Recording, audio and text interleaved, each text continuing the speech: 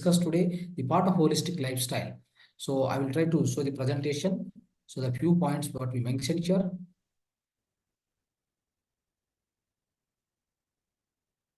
Right. Friends, so the drinking water, right? So most of us, this is very, very important topic for us, the drinking water. So what kind of water we need to drink, how much we need to drink, everything, in detail, we need to understand about drinking water. So first of all, what is the purpose of drinking water? There are four purposes. The number one, the hydration of your cells. What is cell? Cell is the building block for every tissue, every organ, isn't it? So even when every organ has to be healthy, when every organ is healthy, your physical body is healthy. How do your organ will be healthy? Your tissues, especially tissues, and tissues are made up of cells. The cell must be healthy always. How the cell will be healthy? Cell is given by the four ingredients, or the four important inputs are required for the cell to be healthy. Number one, good amount of oxygen. Number two, good amount of water. Number three, the pranic energy. Number four, the good nutrients. All the proteins, all the nutrients has to be properly supplied. When you do this, every cell, whatever it absorbs the water element, it absorbs the oxygen through the blood, or through the blood only all these things will come, my dear friend. Only prana shakti will come through the nadis. Through the nadis, the prana shakti will be conveyed to the each and every cell. But other than the prana shakti, all other things comes through the blood, right? All your oxygen, water content, and the so-called the nutrients. These four things are supplied properly to every cell. The cell will be always healthy. Cell can live for 120 years long. If you supply all this, if you take care of environment of the cell properly, your mind is the greatest environment for the cell to survive, the cell to be healthy. Your mind is the environment which has to be so conducive, so atmosphere, so positive in nature always. Okay, so that your cell will survive for a quite long time. So that's how, friends, what happened now. If your cell has to be healthy, what is required? The good water content has to be given. That's called, that is especially for a hydration purpose. What we say? Hydration. For the better hydration of your cells, we need to give the water. Number two is we want to supply a good amount of so-called minerals to the every cell, isn't it? So for the good amount of minerals, what are the minerals? Magnesium, phosphorus, calcium, right? All the zinc, potassium, all these great minerals, will be supplied through the water in the easiest way you can supply. It doesn't need any kind of extra energy for so-called digestion. If you supply through the water, you don't need to supply digestion, my dear friends. So that is why the best way to supply the minerals to the physical body or your cells is through water. So that's the second purpose of drinking water. What is the third purpose? For your excretion to happen. What to happen? For the excretion, proper excretion to happen. What is the proper excretion? Whatever the wastage comes in the after the digestion process, the wastage has to be removed in the form of sweat, in the form of so-called stools, and in the form of the urine. So, right, in order to have proper excretion, the water element must be it must be more in the physical body. Right. So not only that, the last one is, in order to have the best digestion, you also need to have good amount of water within you, isn't it? So that's how, friends, what happens now. And also we need to understand one thing. On this Earth planet, we have 75% water. In the physical body, we have 75% water. In the especially blood, we have 90% water. In the brain, we have 93% of water. So considering all these things, what is the most predominant and prominent element, or prominent nature element, which must be existing all the time prevalently within our physical body, then we will be healthy. We will be bound to be healthy, my dear friends. So this is the purpose of drinking water. How is the water quality in the society right now? Friends, what is the kind of quality we are drinking? So if you take a mineral water, a alkaline water, you call it as a mineral water, so which is like a Kinley, Bisleri, whatever you take, right? If you measure, the two things you have to remember always to test the water quality. Number one, TDS. Number two, what? pH. Okay, pH value. Any good drinking water must be alkaline nature. If it has to be alkaline nature, your pH value must be 7.5 and above. And it should never be like 6 and 5. If it is 6 and 5 less than 7, what happened? It became a acidic water. So that's kind of water we should not take, right? And also TDS. Your TDS must be always 100 to 200 in between. What happened now? Nowadays, you go and measure the TDS of so-called the Kinley water, Bisley water. What will be there? Or a can water. It will be 30 to 50. That means there are no enough number of minerals are there within that water. Less number of minerals are in this water. So then it won't help you. It won't give you lot of proper minerals to your physical body. Your physical body gets the deficiency of minerals. Then you will suffer. Okay. So that's how, friends. What happened? All the outside water, whatever you drink. See, most of the cities and everywhere, what is the water we get? Either can water or the borewell water or the tap water. The tap water which comes from the where? Which comes from the so-called river, then comes to reservoir. From the reservoir, it is exported through the pipelines and then comes to the city. Treatment happens, then come to the your house. That water, especially, they have got good minerals, no doubt, but it has got chlorination. That's a bad element, okay, which has to be removed. Then what will happen? You will purchase the UV filter, right? What do? UV filter you purchase. So UV filter you purchase, but how many houses are getting the tap water? Very minimal, not much. Okay, in the center of the city it may come. The all other suburbans and all the villages, they won't get any river water, right? So that is why everybody is suffering. So now, so especially friends, on the water, there is no proper and the extreme research has not happened till now. They're not doing it because they made it as a commercial element now. They made it as a completely commercial business. They are not worried whether human being is going to survive or not on this earth planet. Nobody is worried. Nobody is bothered also, in fact, isn't it? So that's why, friends, what happens is now, when you try to see this pH value on TDS, definitely the water which comes from the, especially, friends, from the river, it flows through the pipeline. It is diverted through straight pipelines and come to the reservoir. From reservoir through pipelines, it comes to your house, isn't it? In this entire passion, one thing happens. Always try to remember, friends, the water also got a life force, life energy. This has to be remembered. Nobody, many of the people, even the scientists are not able to focus on this element. Water also has got soul. Water also has got life energy. Water also has got life force. It's called life energy.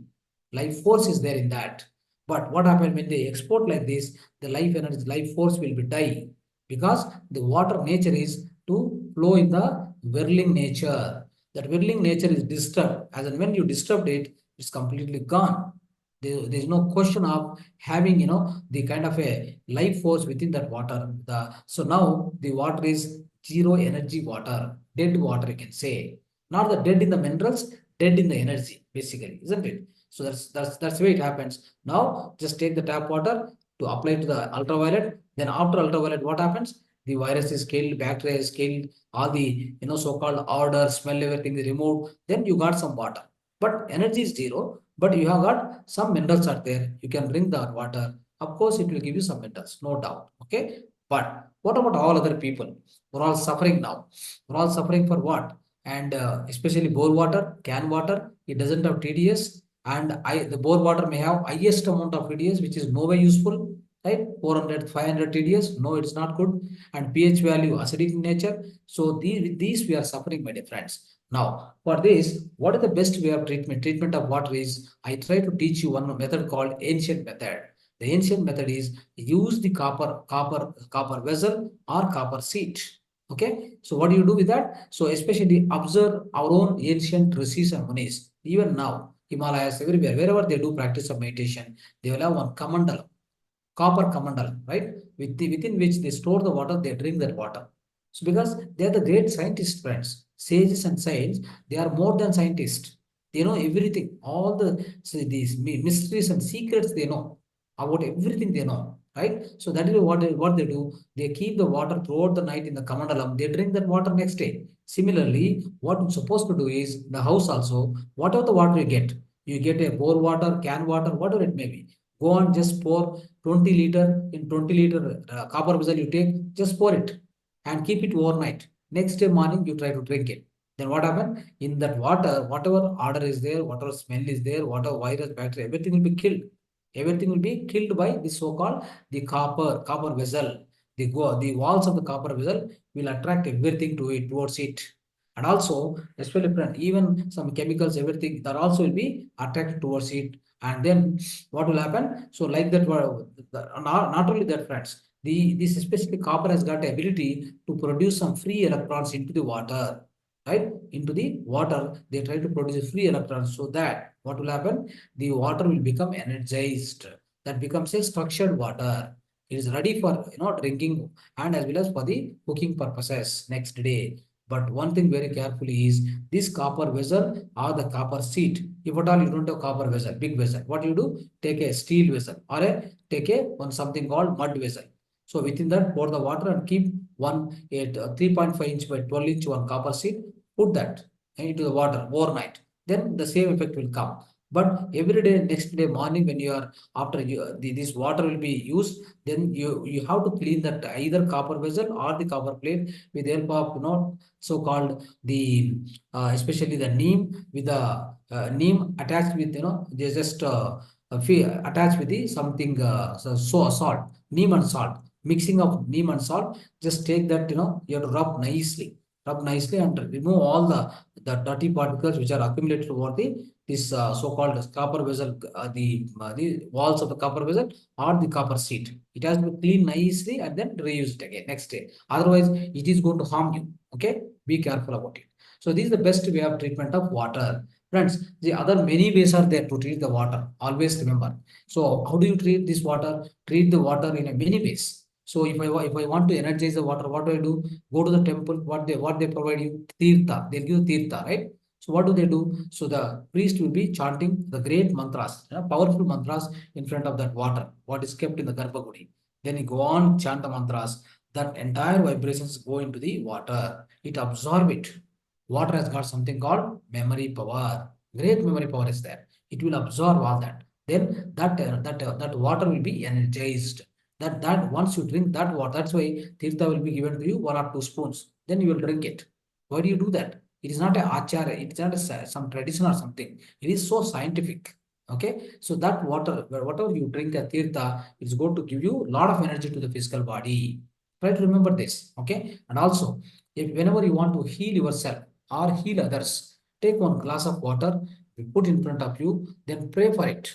I love you. I love you. Please give me the energy and please make sure that my illness goes right. So energize me and remove all my illness and go on pray the water. Pray the water, heal me.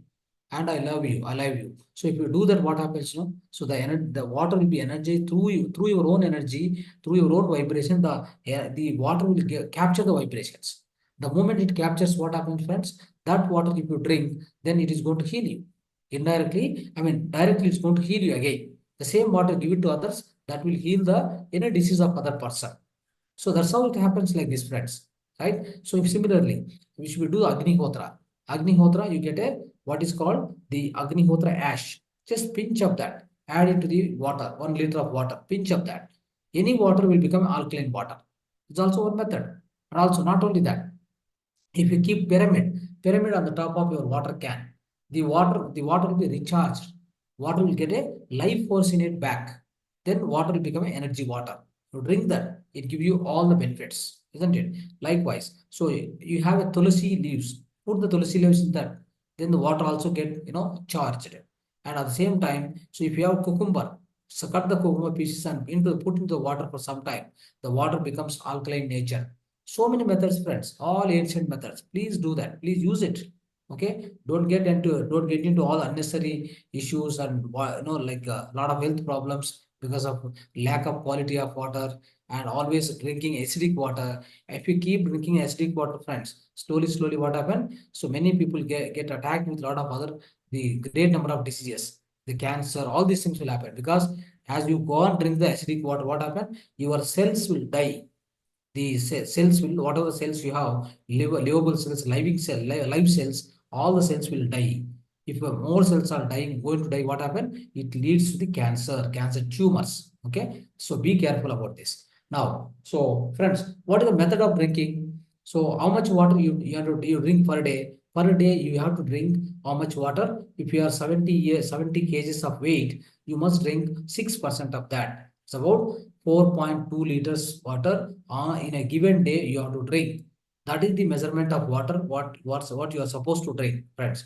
How do you drink? What is the method of drinking? Yes, in the morning when you woke up, in the morning itself when you woke up. So morning, especially if you take a lukewarm water, is good for the so-called excretion. Is very the excretion will go very fast out, right? So always try to do that. But whenever you woke up 5 o'clock, 6, whatever, 2 glasses, that is 300 ml. Okay, 300 ml of what? The lukewarm water. After that, so then you finish all your whatever the stool passing, everything. Then if you have walking anything, whatever physical exercise, do everything. Then what will happen? So before going to the so-called breakfast, of 1 hour before breakfast, you must have one more glass of water.